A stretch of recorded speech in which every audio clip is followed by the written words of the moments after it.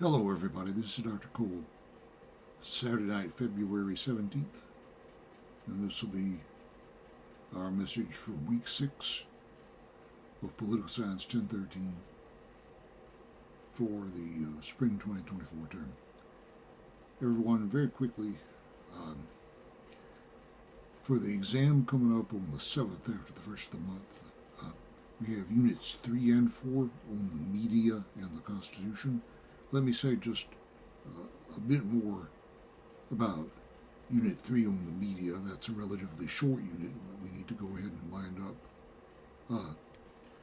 One thing, let me say one thing, as you reach the end of that set of class notes, you'll notice, and please look carefully, I mentioned a couple of controversies with regard to news coverage in which the New York Times has been involved since the emergence of Trump, and important decisions that people at the newspaper had to make, and attended by no small amount of controversy. You will notice I referred to an article written by reporter Jim Rutenberg just before Trump was elected in 2016. And then later, just before the end of his first term, in the year 2020, I believe it was, a controversy erupted involving Michael Bennett, who at the time was the opinion page editor of the New York Times, regarding controversy that emerged over violence in Washington, D.C. in the aftermath of the George Floyd killing. So, look carefully at that. It'll maybe illuminate for you some of the things that may have been going on behind the scenes with regard to the media during the emergence of Donald Trump as an important figure in our system. Everyone, of these two units, Units 3 and 4, Unit 4 on the Constitution is far longer, so we should look at moving on now from Unit 3 to Unit 4. I sent a message out.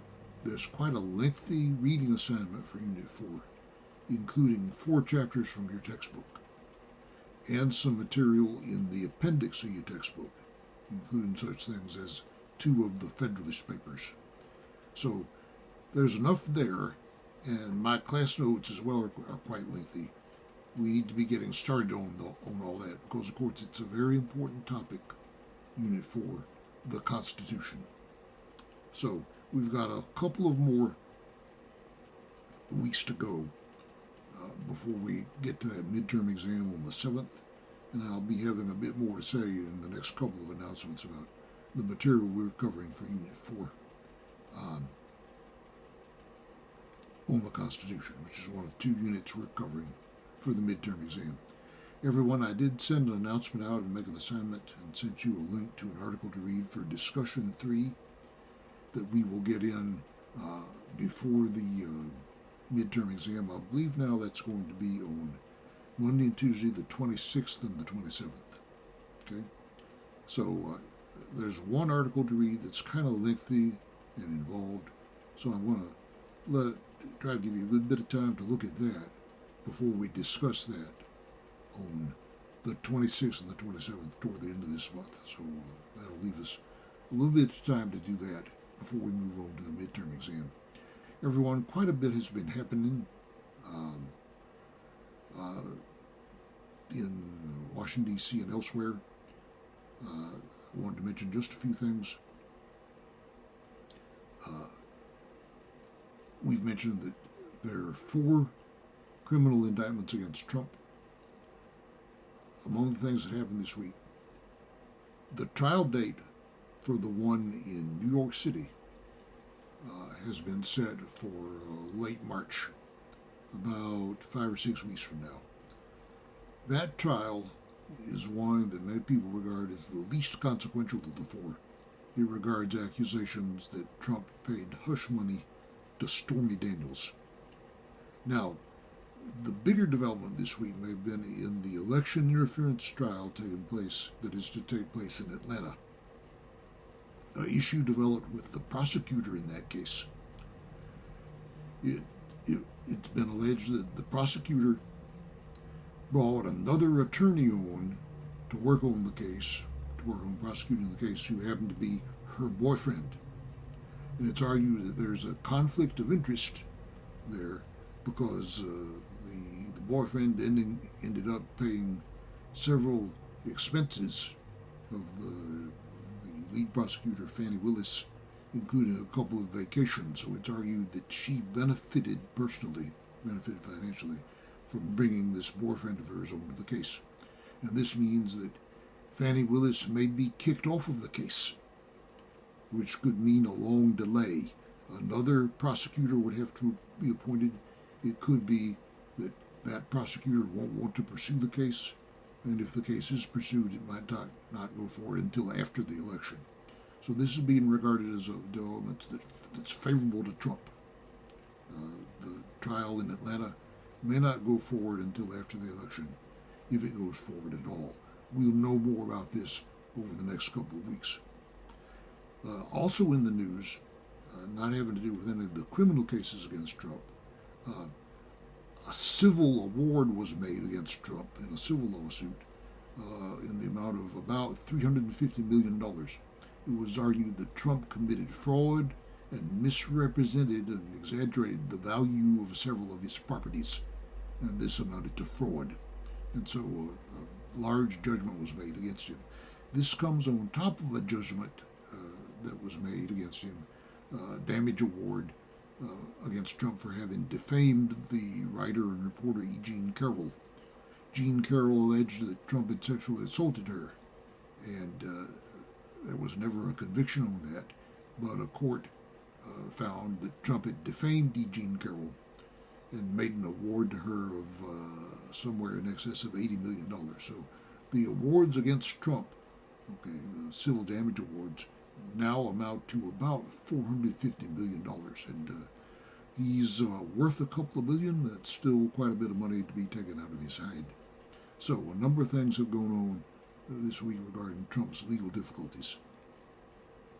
We still do not have legislation out of Congress to provide military aid for Ukraine and Israel. And it's not clear when or whether aid for Ukraine especially, will ever be provided. Ukraine is not popular with many Republicans in Congress, but it's being argued that the situation on the battlefield against Russia for Ukraine is growing more and more dire, and that aid is needed. But it's not clear when, if ever, another package of military aid from America to Ukraine will be passed. That continues to be held up in Congress. Republicans had insisted that that be combined with measures to provide more border security on the southern border. A bill was negotiated, I believe we mentioned last week, to do that, but that still wasn't found acceptable to enough Republicans to enable it to get through Congress. It did happen this week, though. Congress, on its second attempt, the House of Representatives managed to impeach the Secretary of Homeland Security, Mr. Mayorkas. And so he's been impeached now. It's not believed that the Senate will convict him, but there will have to be something done, a trial of some kind held in the Senate now, because the House has impeached the Secretary of Homeland Security, Mr. Mayorkas.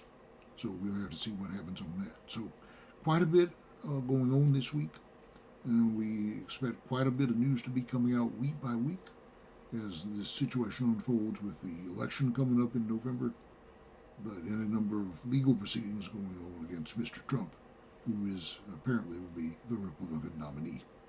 All right then. So we've got our Unit 4 material to look at coming up, leading up to our exam on March 7th. And before we get to that, we'll be having a discussion, our third of 6 discussions we're going to have over the course of the term. We've scheduled for February 26th and 27th in about 10 days. And you should have received an assignment with a link to an article to read about that. So, we've got quite a bit to do. We've got a discussion and exam coming up over the next 2 or 3 weeks. So, don't put everything off until the last minute. Be working on this as we go along, looking at this material. And so, study hard and take it easy, and we'll talk to you again about this time next week.